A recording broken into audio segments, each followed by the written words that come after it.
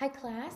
I'd like to continue on with our chapter 10, and I'd like to introduce to you now a few additional sort of thoughts about moral development and theories provided to us by Kohlberg and then Gilligan.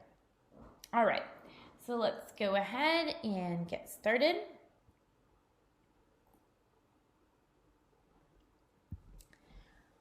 All right. So Kohlberg's theory of moral development, in his theory, he really thinks that moral reasoning happens in stages. So it's not like we all of a sudden learn how to behave morally. Instead, it's something that takes place and occurs over time. And for him, he thought that we sort of think about and process experiences that we've had. We sort through ideas, we think about those, and then we start layering them, right? So we start out in childhood with an idea, we then have experiences, we then move on to adolescence, we have experiences, and then adulthood and have experiences. And so he believed then that individuals end up kind of moving through this moral development then in what he believed to be universal stages. And he tested this out using a story. You may have heard about some of the moral dilemmas that he had. One that is often frequently used is of a man named Heinz. He has a wife who is terribly ill, very, very sick, and she needs drugs to get better, but he can't afford them. He does everything he can to earn the money. He reaches out to people to get the money. He then approaches the druggist and says, listen, I know you made this drug, but I can't pay you all of it at one time. This is how much money I have. Can I pay you in installments? What is it that I could, can I do that instead? And then you give me the drug now, because without it, my wife will die. To which the druggist says, no, I created the drug and it's mine. And so the story goes on to say that Heinz breaks in to the store and steals the drug. And the question becomes, is it okay? Should Heinz have stolen the drug? And these are one of many different dilemmas that he has. He has one with a submarine, and there's only enough oxygen for so many people, right? So what do you do? And each of these kind of tests are capacity to process and do things for the greater good, or, rather just the individual. And so within this, he says that there is 3 levels, and each of these levels have 2 stages in them. So the first stage we have is our pre-conventional reasoning. According to Kohlberg, this is going to be our lowest level of moral reasoning. Here, this type of morality, it's based on sort of tangible, punitive, or rewarding consequences of the act for the actor. Here we're thinking about good or bad based on rewards and punishment. I do something good, something good should happen to me. I do something bad should happen to me, right? So within this, Kohlberg has these 2 stages. The first being our heteronomous morality. This would be tied to punishment, right? So here, Kohlberg would argue that goodness or badness of an act depends on the consequence. The greater the harm done, the more severe the punishment, right? The more bad the act is, the worse the punishment will be. Stage 2 is this kind of idea of individualism, right? Or you can think about this as naive realism. Here, the individual would have to conform to the rules to gain rewards or satisfy personal objectives. Thinking about there's an equal exchange. So, the old adage, you scratch my back, I'll scratch yours. This would fall under that stage too. Okay, level 2 then is our conventional morality. And this would be kind of that middle level of reasoning. This is what Kohlberg would argue. I'm going to show you a graph here in a second. Kohlberg would say most people would be sort of, we'll kind of talk about in this intermediate level and of processing. You might get some people into stage 5 in our post-conventional reasoning. And we'll kind of take a look at that in a graph in just a second. Here we are abiding by standards, but these standards are the same standards that other people should have to abide by as well, right? And so within this, we've got stage 3. You can think about this as the good boy or good girl orientation. So you do things that pleases people, that helps people, that other people sort of approve of. Here our actions are evaluated based on intent. He means well. He meant well, right? That's why he did what he did. Stage 4 is that social systems morality, or you could think about this as a social order maintaining morality. So in this case, what is right is what conforms to the rules of that legitimate authority. Motive here is not fear of punishment, but belief then that rules and laws are in place because they maintain social order, and that social order is worth preserving. So we need this. We need people to follow that social order. So I'm not afraid of going to jail, right? I'm doing this because I believe that this is an important law and I believe that we should follow it, and because it maintains that order. Okay, so this brings us to that last stage that Kohlberg talks about, and this is our post-conventional reasoning. According to Kohlberg, this is the highest level. The idea here is that most people may never get actually to this highest level of moral reasoning. In fact, most people, the highest they're going to get to is stage 3 or stage 4. But stage 5 or stage 6 is going to be for those individuals that really, really do things for others. They come up with, according to him, their own moral code. But this moral code is hinged on the betterment of others.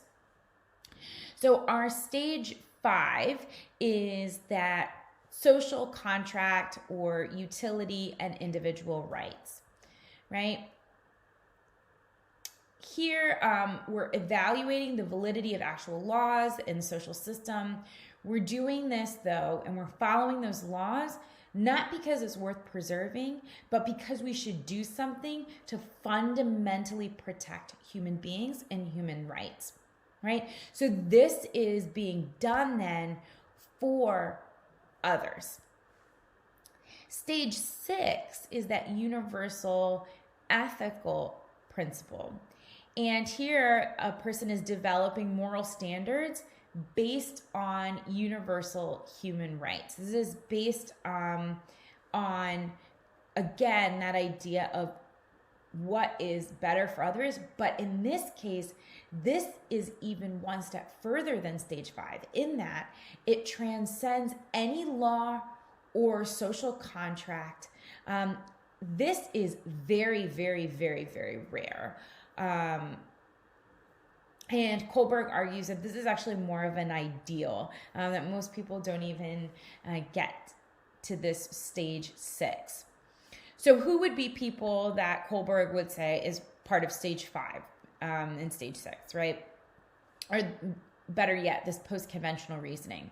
It would be people like Mother Teresa, who spent her entire life living in the slums of Calcutta, devoting her life to other people, right? That would be the type of morality that we're thinking about here. So what does this look like graphically? So as you can imagine, as we age, we're also moving through different stages of our moral development. But according to Kohlberg, we don't all get to that sort of post-conventional stages of moral development. In fact, he says a majority of us are actually going to stop right here at stages 3 and 4. So this is kind of the percentage of people that would be at each of these stages, and these are our age, the ages that we have. So stage 1, we start to see a drop off, right? Stage 2, again, another drop off. But now we're getting to stage 3 and 4, and this is the recognition, right, of laws are in place to help create order in society, and that they're meant to be followed. They're there to protect us. So this is why we see a lot of people in stage 3 and 4. We then see stage 5. It's very slow on the uptake, and according to Kohlberg, only about 10% of the population would fall under this stage 5. And as a refresher, this person is thinking about actual laws and social systems and doing so to protect human rights and human values. And so what we see here is that stage 6 doesn't even appear on our chart, right?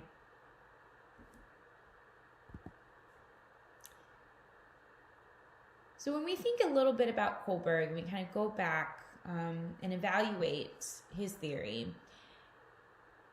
What ends up happening is, some of the moral stages might end up appearing later than he predicted, right?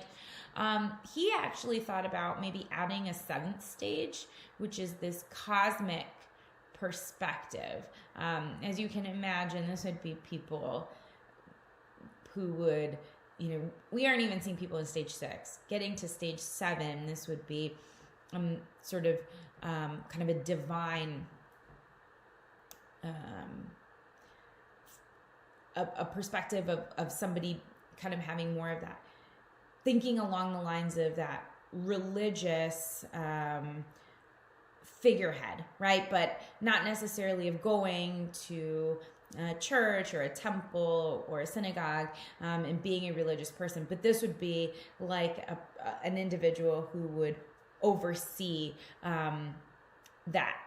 the religion itself, right? Kind of at that stage, kind of that cosmic perspective.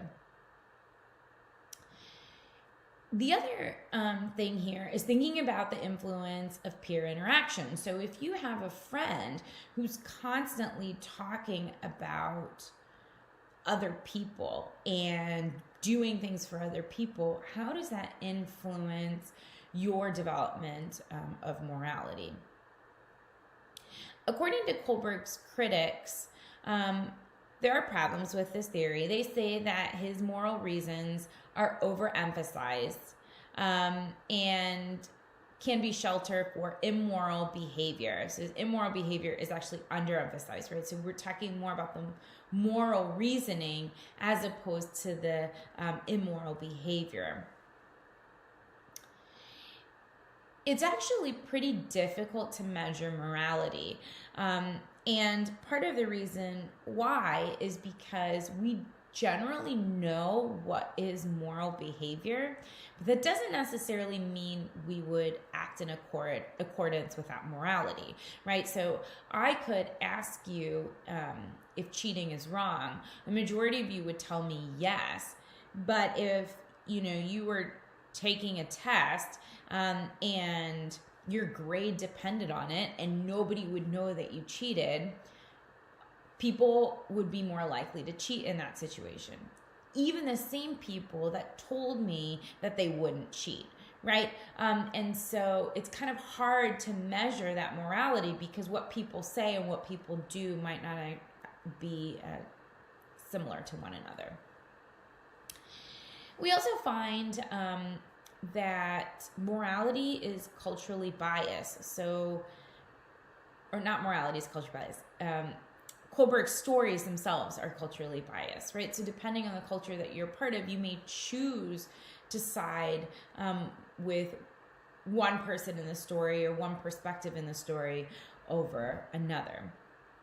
So Kohlberg did give us a lot of really great things, but I think there's also things from Kohlberg that we should step back and really think about and try to evaluate on some of the true benefits then of these stages. Do we really see so many people in stages 3 and 4 and not many people in 5 and 6? Is that changing in our current sort of social environment? Are people becoming more conscious of other people and how our behaviors influence other people? It's very interesting, something that we should probably take a greater look at in current times.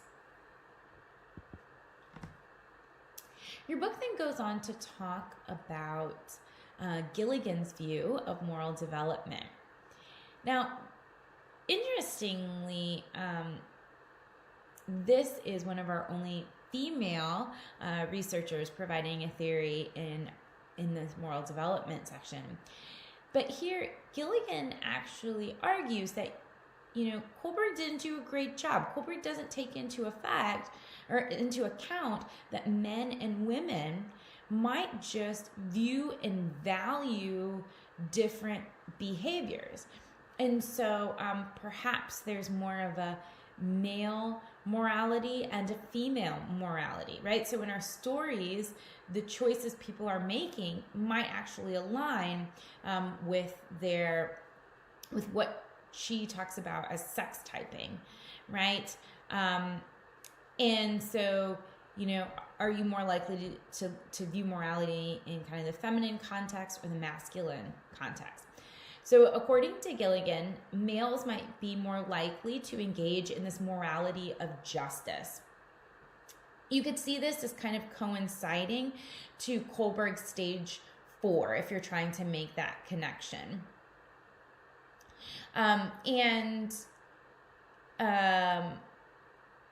Kohlberg says that females might have more of this morality of care, where here our individual, in this case our woman, has that orientation of focusing on compassionate concern for humans' welfare and putting that over and above that justice that's administered through law. So going back to our Heinz example, maybe from that morality of care perspective, of course he should steal the drug. He has to take care of his wife. His wife's life is what's most valuable.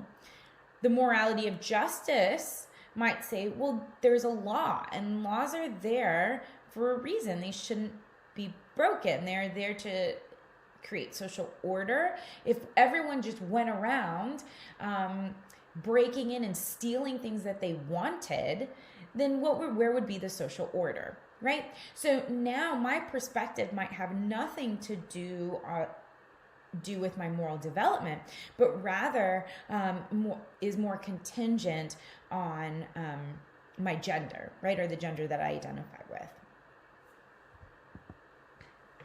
So there's some really big positives that we can take away from Gilligan's work. And this is kind of thinking that morality doesn't have to be one or the other, that we could actually have different perspectives or orientations, which was very novel, particularly at the time. But, we still need to think about broadly, kind of thinking about the broader view of morality. And Gilligan gave us a little bit broader view of morality, something that previous theorists had not provided for us. And also the idea that we should think about having that representative sample. So if you are going to ask people about their morality, it should be representative of the general population. And within that, can we see differences in responses, right? And is that a valuable distinction? Is that a valuable marker to take a look at? Of course, we would kind of want to think about, and what I'm going to end with today, talking about is how do we get children to engage in moral behavior, but more specifically, how to resist that temptation of perhaps engaging in a behavior that we would perhaps consider deviant. So the first thing is, so let's say that you catch your child, cheating on an exam, right? So the first thing we need to think about is the timing of the punishment. As soon as the act is performed, if you immediately punish that act, there is more of that association. Thinking about learning theory with Skinner, right? So, or even, with that kind of operant conditioning. So here, if we engage in a behavior, it is a maladaptive behavior, we want to correct it, we immediately need to create some sort of punishment for it. Then we have to think about the intensity of that punishment, right?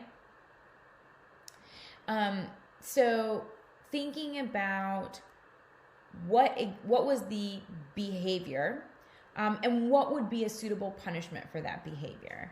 So a kid, you ask them, are you doing okay? And they say yes, but they're crying and they don't really mean it. And then you say, well, you lied to me, right? And then you smack them around, right? That's not going to get a change or a shift in behavior in the way that you're looking for.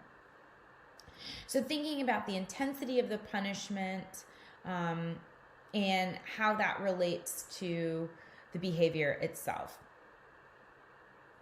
And then the last part would be thinking about the consistency of that punishment. So you have to administer that punishment over and over and over again, and it has to be consistent in every situation. So you can't say something like, oh, you cheated? Well, this time I'm going to correct the behavior. Oh, you cheated? Well, it's okay. Now there's no consistency there, right? So it has to be consistent. And you can use this kind of punishment paradigm to extinguish any behavior, not even just moral behavior, but any type of behavior that a child might engage in that you're hoping to decrease. So again, timing of the punishment, the intensity of the punishment, and then the consistency of the punishment. These are the three ways to influence a child to distinguish or extinguish that maladaptive behavior. All right, so that leaves us to the end of this chapter, and that kind of concludes everything that we'll have for our exam 2. So this should be all of the chapters that you need for exam 2.